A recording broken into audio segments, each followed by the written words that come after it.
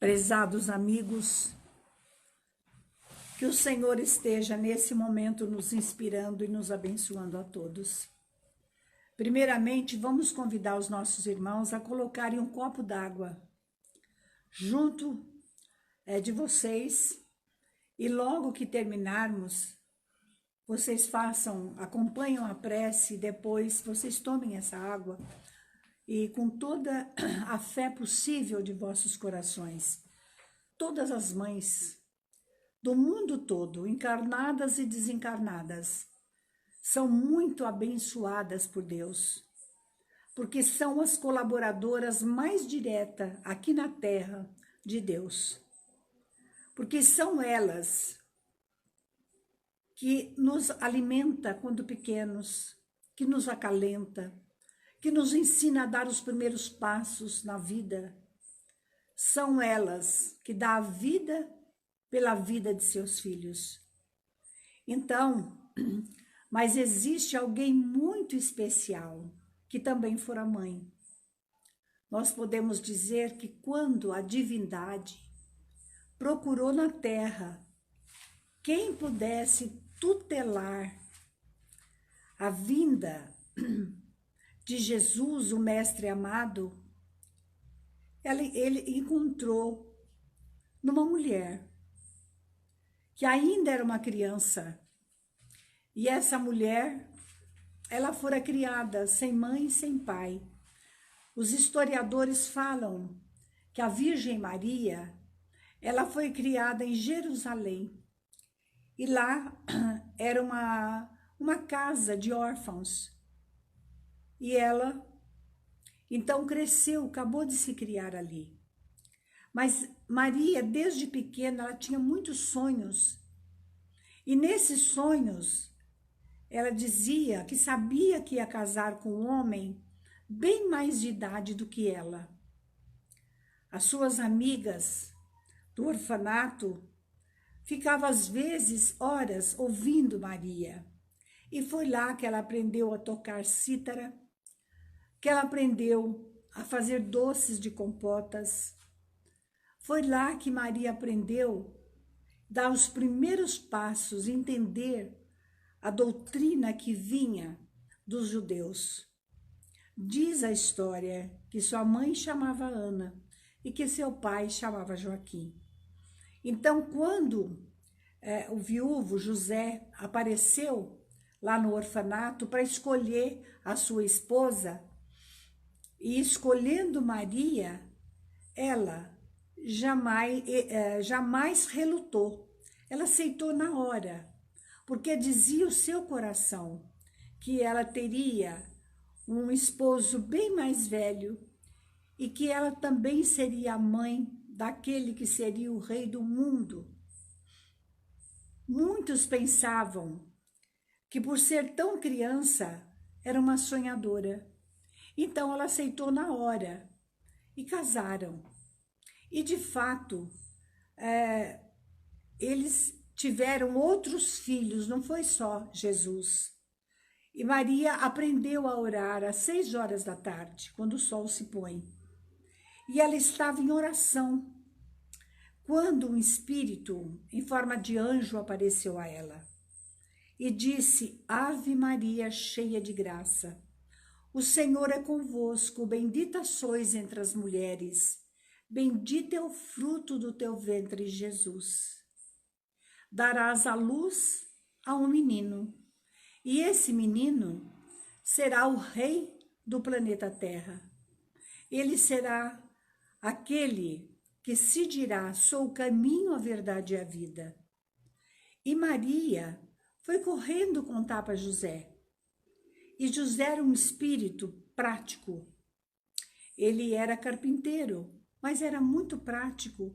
Então ele achava que toda mulher, quando está grávida, sonha em ter um filho que será o rei do mundo. Sonha que quando esse filho nascer, será o maior de todos. Ele não ligou muito para isto, mas a verdade é que Maria, ela estava cada vez mais esperançosa, não é, com os dizeres desse anjo. E ela sentia também que outros anjos a acompanhavam. E havia o censo lá em Jerusalém. Não, lá em Belém, me desculpem. E eles saíram para fazer o censo. E quando chegaram em Jerusalém, estava tão lotada a cidade que eles não tinham mais uma pousada onde dormir. Maria lembrou de uma prima distante e ela foi então até lá e tinha apenas um lugar, que seria na estrebaria. Mas ela não relutou, ela quis ficar ali. Depois, mais tarde, os espíritos contam que, na verdade, Jesus nasceu na manjedoura, sim, mas ele estava homenageando o reino animal, o vegetal e o reino hominal. E também os pastores que estavam a pastorear viram uma estrela imensa. E essa estrela parece que dizia glória a Deus nas alturas e paz na terra às criaturas de boa vontade. E eles foram acompanhando essa estrela que parecia que se movimentava no céu. E quando lá chegaram, eles ajoelharam pelo instinto, porque na verdade sentiram a evolução daquele ser que acabava de nascer. E eles também reverenciaram Jesus. As ovelhinhas parece que estavam tão alegres, tão satisfeitas. E então Jesus acabara de nascer. Ele não tinha o aspecto de uma criança quando nato, mas parecia ser o mais velho. Parecia que ele tinha mais idade. E ele era belo como nunca se vira uma criança assim, tão bela. E eles então fizeram o censo e voltaram para Nazaré. Mais tarde, quando não estavam ainda em Belém, quando foi visitado por 3 reis, era Gaspar, Belchior e Baltazar. E antes desses 3 reis chegarem até Jesus, passou por Herodes e contou que estava indo na direção daquele que seria o rei dos judeus. Herodes ficou muito preocupado e falou que quando eles voltassem, que pudesse procurá-lo e contar o que viram, que ele também queria saudar essa criança. Mas a verdade é que José, também sendo médium, ele sonhou. Ele sonhou com um anjo que dizia, pega a criança e foge para o Egito. Porque Gaspar, Belchior e Baltazar, eles, na volta, contaram aonde estava Jesus e contaram para Herodes, né, a beleza daquela criança.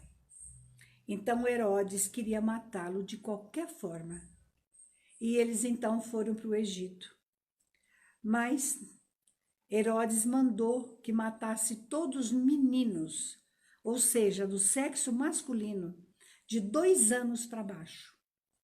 Isso é profético, porque fala que ouviu, os profetas falam que ouviu o choro de todas as mães, de todas as mulheres, porque perdiam seus filhos de uma forma tão brutal. Depois de algum tempo, o anjo apareceu e mandou que eles voltassem, porque o perigo já havia terminado. E eles foram, então, para Nazaré. E chegando lá, eles arrumaram a casa muito simples, mas diz que Nazaré era um lugar tão lindo, principalmente as pedras. E alguns contam que Jesus, ele observava por onde Maria andava. Ele pegava aquelas pedras e ia colocando no caminho por onde ela ia passar. Então, era um filho exemplar, que amava demais a sua mãe. E eles iam sempre buscar água numa fonte. E ele era diferente, Jesus, porque quando os rapazes procuravam ajudar as meninas a carregar a água, Jesus procurava os enfermos, procurava os mais velhos para poder ajudá-lo a carregar essa água. E então Maria observava tudo aquilo. E conta também que ela tinha uma meiguice, ela era tão pura, tão meiga, que na verdade, quando ela chegava nessa fonte, tudo silenciava. Ninguém mais queria falar da vida alheia, mas queria apenas ficar perto, ouvir uma ou outra palavra dela. Mas Jesus estava crescendo. A preocupação de Maria era muito grande, porque ele era um filho diferente. Enquanto os outros procuravam um trabalho, procurava resolver, não é, suas vidas, ele era totalmente diferente. Então, ele pediu certa vez, percebendo toda aquela falácia em volta dele, ele pediu para José que ele queria também trabalhar na carpintaria. E José então recebeu aquele pedido com todo o carinho da vida, porque o seu filho passaria a ajudá-lo. Mas Jesus continuava crescendo e Maria se preocupava. Às vezes pegava os outros filhos e acompanhá-lo. E ele se apresentou na primeira festa, na primeira lugar público, foi exatamente nas bodas de Canaã, aonde uma parenta de Maria estava se casando. E naquela época, primeiro eles ofereciam o melhor vinho, e quando já haviam se fartado do vinho bom, eles ofereciam um vinho de baixa qualidade, mas acabou o vinho.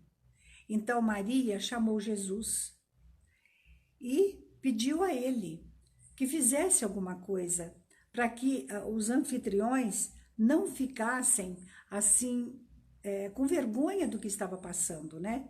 Ficava constrangido. E Jesus então pede que enche as talhas, não é, de água. E orando a seu Pai, ao nosso Pai Celestial, aquela água foi se transformando em vinho. E então os convidados diziam, por que deixar o melhor vinho para o final? O melhor vinho foi aquele que materializou o gosto do vinho. Agora eu posso dizer para vocês que uma entidade que trabalha no plano espiritual e que trabalha dentro de um hospital, ele então nos disse o seguinte, que Maria, como toda mãe, conhece o seu filho, sabe de tudo que o filho é capaz de fazer. E ela via muitas vezes materializar alimento, porque Jesus acolhia ladrões, acolhia pessoas viajantes que passavam por ali, e ele dava alimento. E de onde vinha aquele alimento? Tudo isso ela observava. E ela sentia a grandiosidade do seu filho. E então ali começou a vida pública de Jesus. E ele, então, saiu e foi convidando os apóstolos, né, a segui-lo. Porque ele tinha todos os dons espirituais que nós possamos imaginar. Então, ele convidava, quando ele os via, ele falava, vinde a mim. E disse até para Pedro, vinde a mim, que eu o farei não pescador, mas pescador de homens. E assim ele ajuntou todo o seu colégio apostólico. E também ele se tornava conhecido, não era só por isso. Porque, por exemplo, uma vez ele estava na sinagoga em Jerusalém e um homem obsediado se jogou no chão. E foi uma cena terrível, porque era o mau espírito que acompanhava essa criatura. E ele então gritou, que tenho eu contigo, Jesus de Nazaré? E a verdade conta os evangelistas que aquelas pessoas que estavam ali na sinagoga perguntavam, mas quem é ele? Um respondia, ele é o filho de José e de Maria. Mas não é José o carpinteiro? Outro respondia, sim, é José o carpinteiro. Mas ele saiu do púlpito e, descendo, ele mandou que aquele espírito se retirasse. E então aquele homem, ejaculando muito, aquele espírito deixou para toda a vida. E Jesus continuava então a sua missão, afastando essas entidades, curando tudo que era espécie de enfermos. E quantas vezes Maria o seguia de longe, como uma mãe muito solícita. Ela ficava querendo até adivinhar o que o filho queria dizer. E aí, ela sabia que os fariseus o procuravam. Ela sabia que os sacerdotes da época, os judeus, não suportavam a presença do Cristo. E isso a deixava entristecida. E certa vez, quando Maria estava vamos dizer, nesta procura, querendo ajudar Jesus, procurar alertá-lo, chega João, evangelista, o discípulo amado, e diz a ela: a seu filho caiu na mão dos inimigos. E eles os levaram.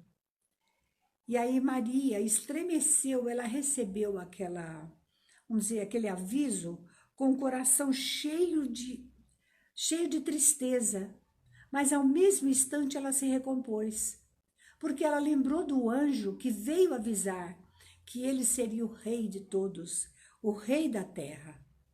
Então, ela começou a orar constantemente e dizendo mesmo a Deus que o livrasse daquelas criaturas, não é, que estavam maltratando tanto. Então, nessas orações, ela foi chegando e viu que Jesus estava realmente entre aqueles que odiava. Mas Jesus estava tão tranquilo que passava aquela tranquilidade para Maria. Mas ela se recolheu depois numa casa de amigos e ali ela continuou em oração. Foi quando João voltou e disse a ela que Jesus estava preso. E ela dizia: mas por que preso? Voltava na oração, pedia a Deus, ou às vezes ela pensava: há uma semana atrás, ele entrou com tanta pomposidade de rei, porque estava sob um jumento, e o povo aplaudia o mestre, e colocava as capas, colocava folhas de parreiras, folhas de coco, né? Porque ela é grande, colocava por onde Jesus haveria de passar. Então ela lembrava disso e disse: não, eles vão reconhecer que, afinal de contas, ele só fez o bem.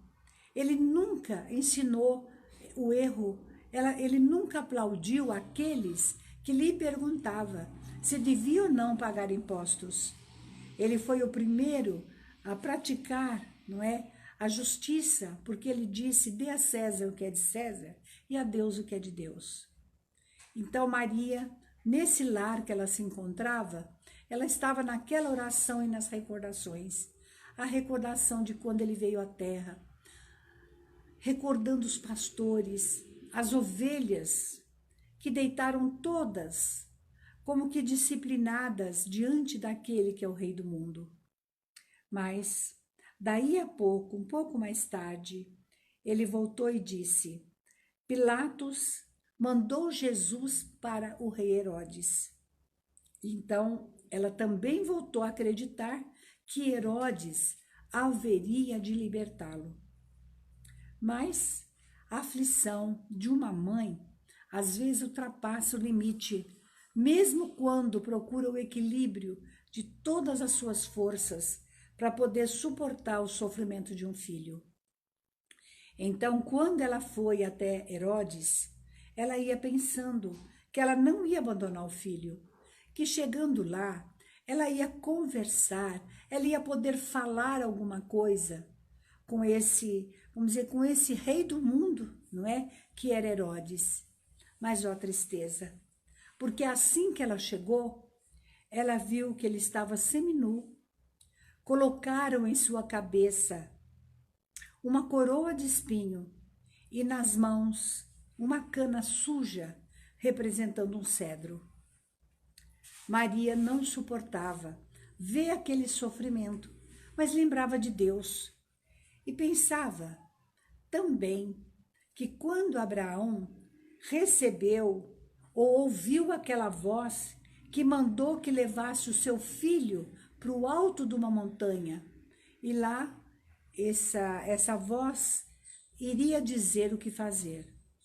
Ela lembrava de tudo isto e lembrou também que na hora derradeira que Abraão ia matar o filho, ele ouviu a voz mandando que suspendesse a morte. E ele voltou tão feliz porque era o filho que ele amava tanto. E aí, ela lembrando disso, ela falou, não, Deus não vai me abandonar. Ele é o nosso Pai. E Jesus sempre exemplificou a sua vontade. E então, ela procurou na oração novamente, não é? A buscar forças e esperando que os anjos viessem libertá-lo. E ele então caminhou, porque Herodes, depois disto, o mandou novamente para Pôncio Pilatos. Mas, na verdade, Pilatos não via nada de errado naquele homem. Ele chegou mesmo a falar que não via nada, que ele era um inocente. Como se aproximava a Páscoa, Pilatos então pensou, o que fazer? Havia o poder que ele tinha que obedecer à lei. E ele não podia provocar a ira, não é, dos judeus. Então ele pensou, é comum na Páscoa eles libertarem uma pessoa que é condenada por latrocínio, por tanta coisa. Aí ele teve essa ideia, caminhou e disse para o povo que aclamava ali, não é? Ele pediu o seguinte, a quem eu devo soltar? Jesus ou Barrabás? Porque Barrabás era um ladrão terrível que inspirava medo em todas as criaturas. E qual não foi a surpresa de Pilatos quando o povo começou a gritar, solta Barrabás, solta Barrabás. Outros gritavam apenas Barrabás, Barrabás. Mas Maria não perdia um minuto da oração. E Pilatos então perguntou, e o que eu devo fazer com ele?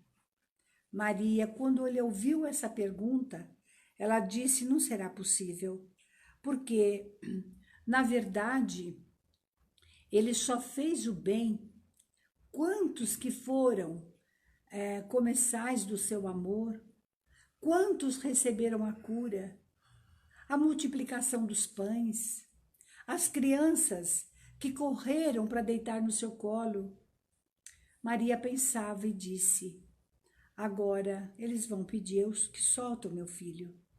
Mas novamente a dor triplicou, porque gritaram, crucificai-o, crucificai-o. Então Pilatos pediu um jarro, né, trazendo uma bacia e lavou as suas mãos. Como quem diz, eu não vejo erro nesse homem, então eu lavo as minhas mãos. E naquele momento, então, começou a via crucis de Nosso Senhor. Colocaram uma cruz nos seus ombros. E então, sob o peso daquela cruz, e ainda recebendo bordoadas, ele então tremia e às vezes até caía. E Maria, não aguentando ver o filho daquele jeito, ela se aproximou. Ela procurava aproximar de Jesus, porque ela pensou, eu vou ajudá-lo a carregar a cruz, tirar a coroa do espinho, e então, quem sabe se compadecerão dele, porque eu sou mãe. Mas quando ela estava se aproximando, diz Humberto de Campos, que foi o olhar de Jesus mais significativo Ele olhou para Maria e Maria entendeu. Ele dizendo que ela deixasse para que tudo se cumprisse. E ela então recuou no seu intento de ajudá-la a carregar a cruz. Mas ela não desistia. Ela pensava, quem sabe, eu vou conversar com soldados e eles poderão até nos ajudar. Mas quem era Maria? Uma mulher do povo. Diz que ela era belíssima, mas ela não tinha preponderância religiosa, política, então nada ela pôde fazer. E ela foi sentindo que as mulheres, embora chorosas, foi se acercando dela. E então continuaram seguindo Jesus carregando a cruz. Viram quando o Cirineu ajudou ele a carregar a cruz. E aquelas mulheres foram subindo também o Gólgota. E quando chegaram lá em cima, eles amarraram Jesus na cruz, levantaram e então colocaram, vamos dizer, pregaram nos pés um imenso prego, vamos dizer assim, e nas mãos. E então Maria chorava, dizia, meu filho, meu filho. Foi quando ela sentiu um abraço. Alguém estava tocando nela. E ela virou. Era João Evangelista, que, vencendo todo medo, ele foi até ela para poder ajudar. E aí, então, talvez a força de Maria, o fluido tão magnânimo e o amor daquele apóstolo fez com que Jesus voltasse o rosto na direção deles e com um olhar muito terno, ele diz, filho, eis aí a tua mãe, mãe, eis aí o teu filho. E então, depois o silêncio, e quando ele voltou, o rosto, todos ouviram a frase, Pai, perdoa-os, porque eles não sabem o que fazem. Foi quando Maria lembrou de suas palavras, quando anunciou a gravidez. Ela então lembrou e repetiu a frase, Senhor, Deus, eis aqui a tua serva, cumpra-se em mim, segundo a sua vontade. E antes que Jesus desse o último suspiro, e caiu, e uma tempestade terrível, avassaladora, parecia que ia derrubar o planeta Terra, porque esta tempestade que contam realmente está nos livros de Alexandria, da biblioteca, que fala desse dilúvio, porque foi como se o planeta balançasse ante o sofrimento daquele que é o diretor do orbe terrestre. E então Maria compreendeu tudo. E viu também, quando José de Arimateia dirigiu aos soldados, que dirigindo aquele que dirigia, vamos dizer, os soldados, não é? Que era aquele que era o chefe da guarda, permitiu que ele tirasse Jesus da cruz e o colocasse no sepulcro. E então as mulheres foram deixando devagar aquele lugar. E a verdade é que caiu uma grande tempestade. Muitos sentiram muito medo. E Jesus, então, parecia que estava tudo encerrado. Os apóstolos caíram numa frustração imensa, um sofrimento imenso.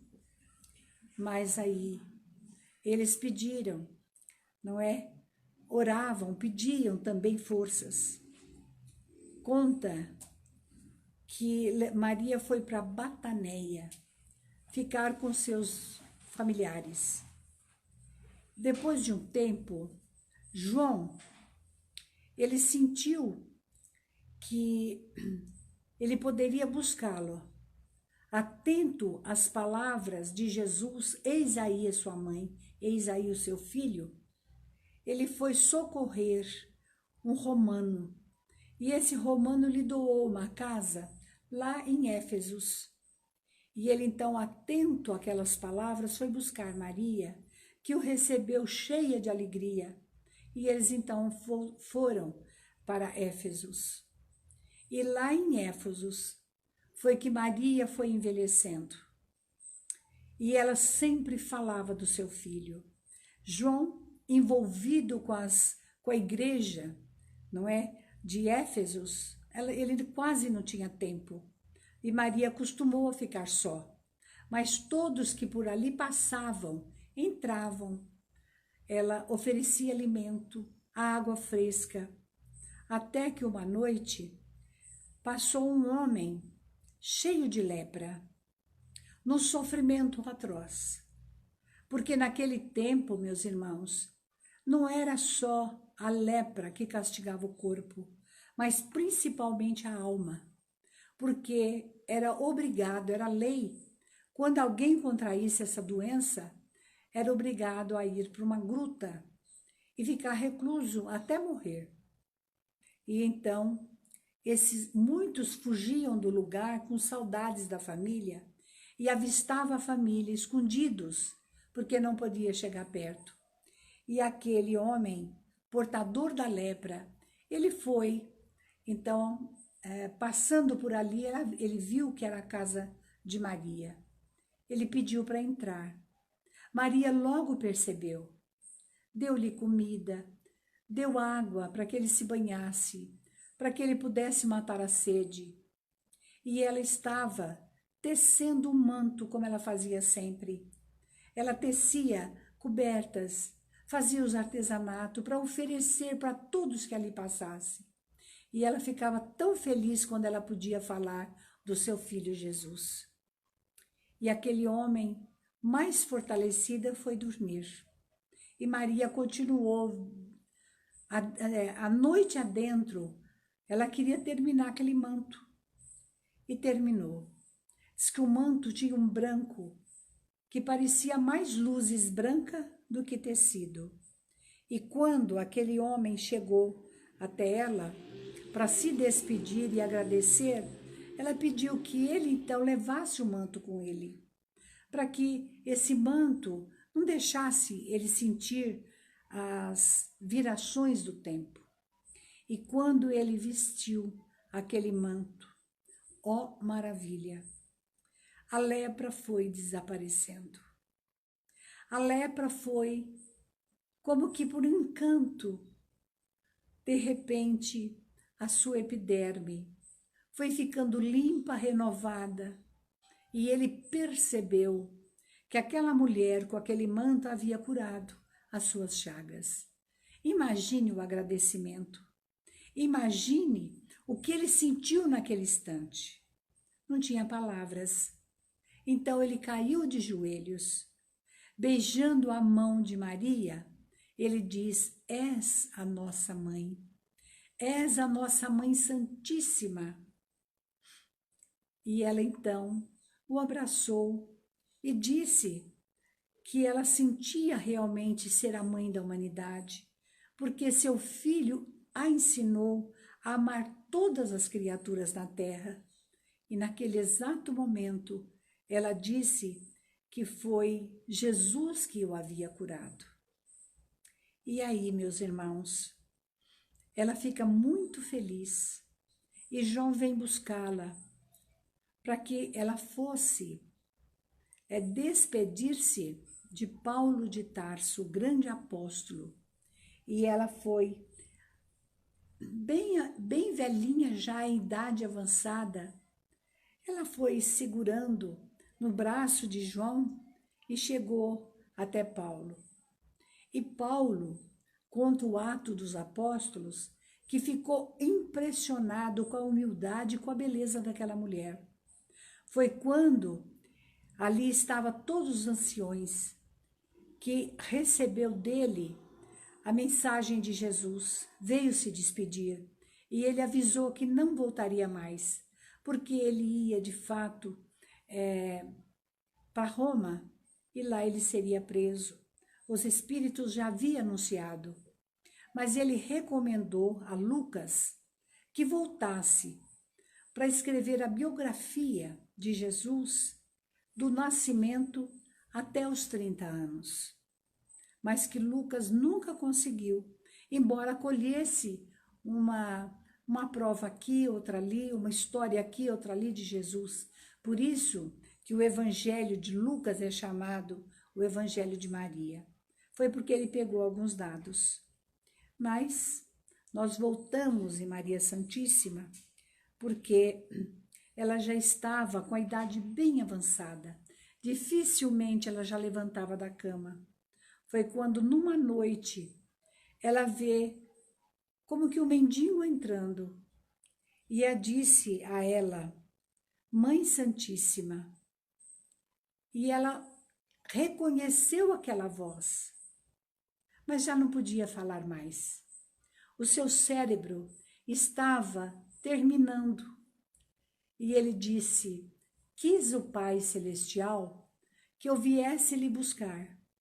E a senhora é a rainha de todos os anjos. E Maria então desprendeu-se do corpo, e havia uma pleiade de anjos que veio lhe fazer o séquito, que veio lhe buscar. Maria Santíssima, ela vendo toda aquela beleza, aquelas vozes louvando a Deus, a louvando também, exaltando a sua missão, porque o que seria do mundo se não fosse ela? Então, ela lembrou que alguém lhe disse que em Roma os cristãos estavam sofrendo muito, eram milhares, que ia para as fogueiras, que ia para o suplício de cruz, enfim, tudo quanto era sofrimento. Maria, bastou pensar para aquela legião de espíritos levá-la até Roma, que ela ficou admirada de ver a beleza de Roma. Mas ela foi até os calabouços e viu quanta gente presa ali, que estava esperando a morte. E ela então, uma palavra aqui, um olhar ali, ela foi tirando um pouco daquele sofrimento, mas ela queria gravar para todo sempre a sua presença no meio dos cristãos. Foi quando ela olhou e viu uma jovem. Esta jovem estava com muito medo, tremendo.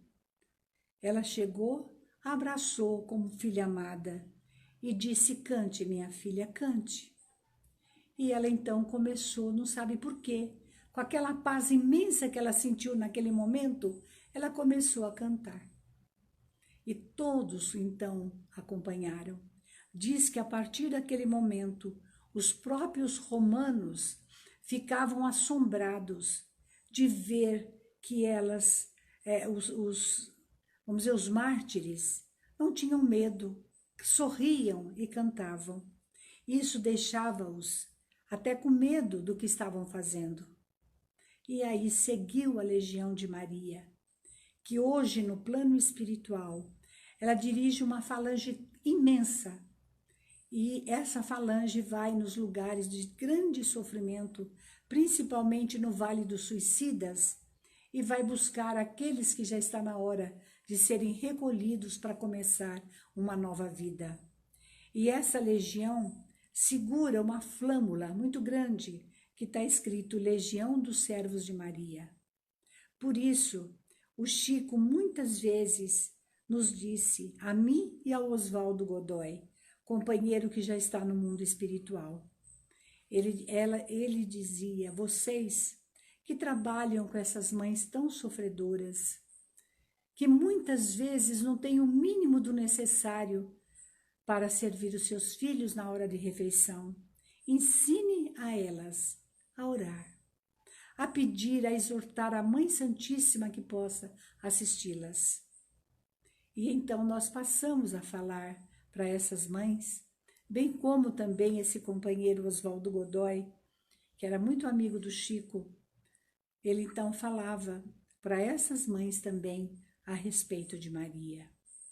Então, nós queremos dizer, numa oração tão singela, a nossa Mãe Santíssima que merece tanto, dizer, Senhor Jesus, junto dos filhos, dos irmãos que reverenciam suas mães, cujas mães são vitoriosas, para elas, nós pedimos, Senhor, a tua bênção, nós rogamos os louros da vitória, mas nós queremos nesse instante, Senhor, pedir à sua mãe, a nossa Mãe Santíssima, que possa abençoar todas aquelas mães que sofrem tanto, que muitas vezes dormem junto da natureza, outras vezes procuram vender o corpo numa ilusão tão triste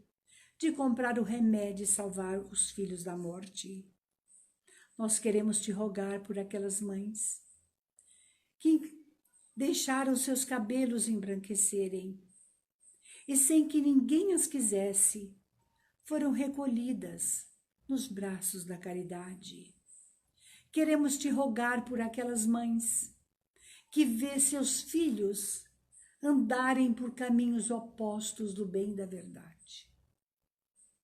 Nós queremos te pedir por aquelas outras que choram junto de um cárcere de sofrimento, por ver os filhos, desde pequenos, a sofrerem de doenças que não têm cura. Aquelas, Senhor, que pedem esmola nas ruas, pedindo para comprar o alimento necessário para que seus filhos possam então se alimentar. Ó Senhora, Mãe de Jesus e nossa Mãe, nós te pedimos por aquelas que veem a aproximação da morte e cheia de coragens, pede ao Pai Celestial um pouco mais de vida, não por elas, mas para continuarem junto de seus filhos. Ah, Senhor, por aquelas que descobriram calúnia e fel na boca que amamentaram. São elas que pagam alto tributo ao planeta Terra. Mas então, que amanhã, que é o dia de todas as mães, que todos possam lembrar que quem te seguiu, ó Mãe Santíssima, junto do sofrimento do teu filho Jesus, embora chorosas, foram as mulheres. Então, Mãe Santíssima, compadeça das mulheres na face da terra, para que possam os filhos entenderem que, por muito amá-los, às vezes esquece também de educá-los.